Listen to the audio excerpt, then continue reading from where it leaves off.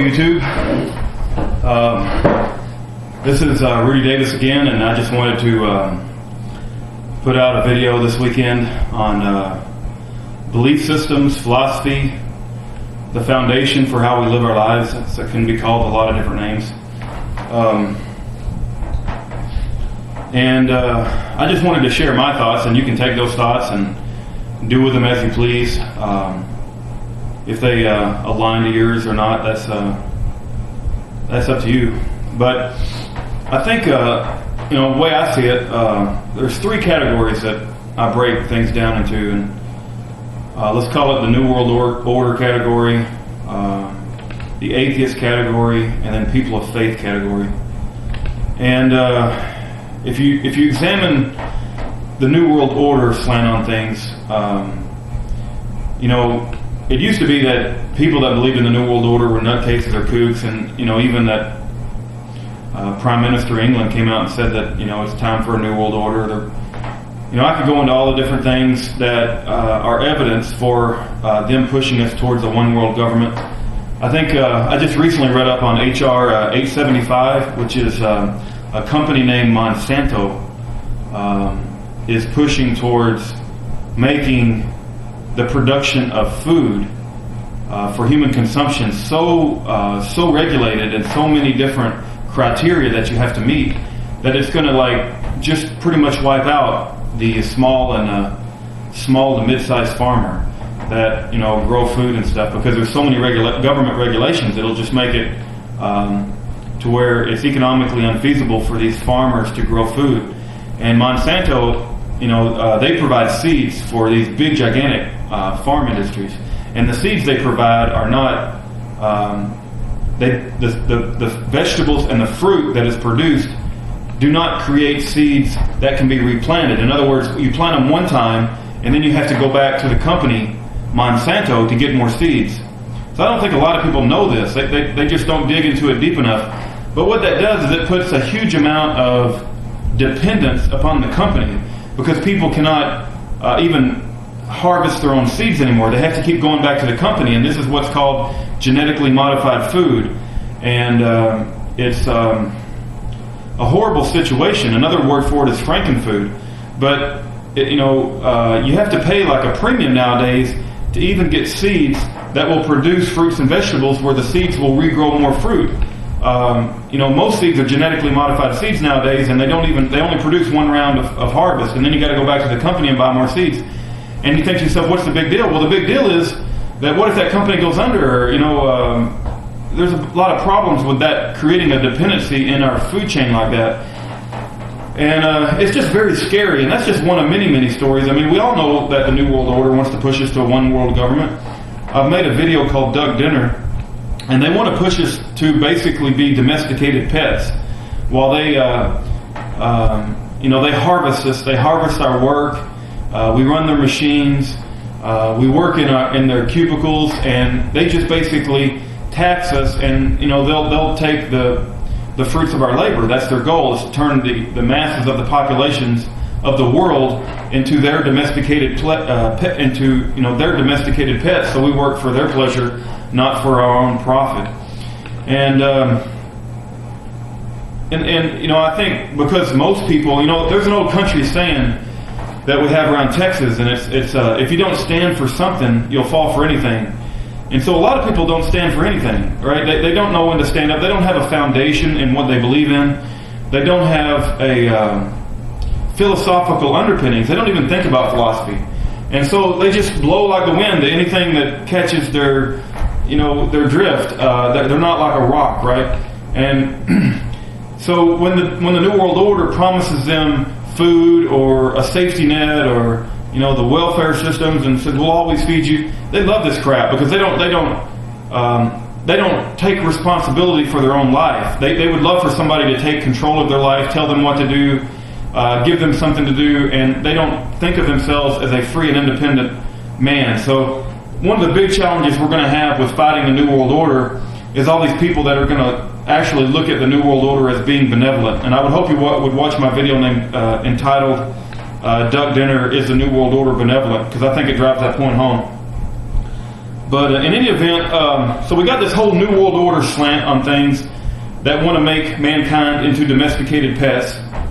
And I'm going to fight that tooth and nail. I mean, the values that I hold up as being most important on this planet is the free will, the freedom, and the independence of man. And I would fight for anyone to have any belief system they want. I don't want to force my belief system or any other belief system on any other human being. But that's not to say that I won't passionately espouse what I believe to be truth. You know, there's a difference between forcing somebody to believe what you want them to believe and having the freedom to espouse your view of the world. So I definitely want to espouse my view of the truth, because I think if I'm part of the older generation that lets our freedoms and our liberties disappear, I'm going to be held responsible for that. I'm going to be held accountable that I didn't speak up. You know, the only thing that's required for evil to do good, for evil to prevail, is for good men to do nothing. And so I don't want to fall into that category. So I want to fight the New World Order tooth and nail. And so we got those people, right? We got the people that are actually the elitists that are trying to control man, and then you got a huge amount of the population that want to be controlled and are going to try to drag the rest of us along with them.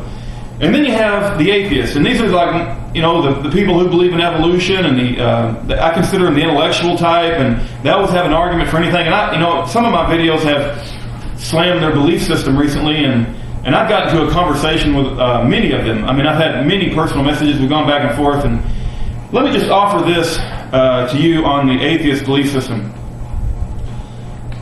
It's very simple, okay? Atoms, protons, neutrons, and electrons are the building blocks of everything. Do you think that a single atom wants to do anything? A single atom. Just imagine does it want to do anything? Does it want to move? Does it want to love? Does it want to make a life for itself? No. The answer is no. A single atom does not want to do anything. Now throw in a billion, zillion atoms, okay? Just because you've added more, and you've added it in a complex arrangement, such as your brain, do you think that physical matter, which is what comprises your brain, do you think that physical matter wants to do anything? You could say, yeah, obviously, because our body is made up of physical matter and we want to do something. We are not our bodies. I made several videos on that. We have a soul that animates our bodies. I don't care how many more atoms you add to the single one that you started out with, physical matter does not want to do anything. Now, obviously humans do, so we are not just comprised of physical matter. We have a soul that animates our body. Now, there's many people that will argue in intellectual circles and all throughout our higher learning institutions that free will of man is a facade. The free will of man is an illusion. And I would argue back, if you believe the free will of man is a facade and we are just simply automatons, like pinballs bouncing around on this earth, and we have input coming into us from our environment and electrical impulses and chemical deposits in our brain that control us, I reject that with every fiber in my being. I am not an automaton. I am not a robot. I am a human being that has the ability to make decisions about how I will live my life. And that's why I fight, and that's why I espouse in my videos the free will of man and the freedom of man. So I reject the atheist viewpoint, and I don't want to convert you. I don't want to force a belief system on you, but you need to think about your belief system and what it turns you into if you believe it all the way to the very end, which is you are basically an automaton.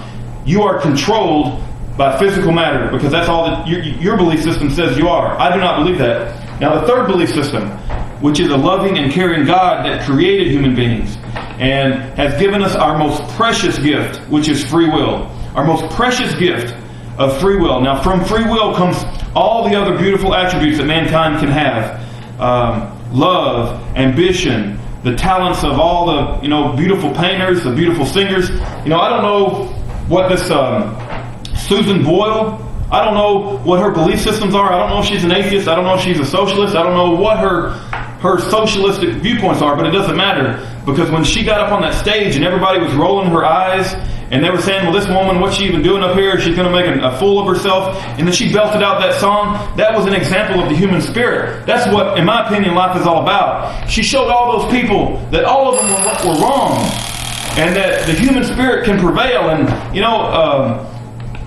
I just got to tell you, watching that video of Susan Bull sing, it was inspiring. That's what life's all about. It's about being inspired. It's about controlling your life, and you are not an automaton. You have free will, you have freedom, you have independence. That's what I fight for. And I believe God above, that created everything around us in the heavens above, gave us our most precious gift, which is free will. And to reject that is, I don't even know what to say to people that reject their own soul and reject their own free will. Just think carefully about the foundations of your belief systems. They're going to be important as times get harder and harder and this world moves on. God bless you all. Take care.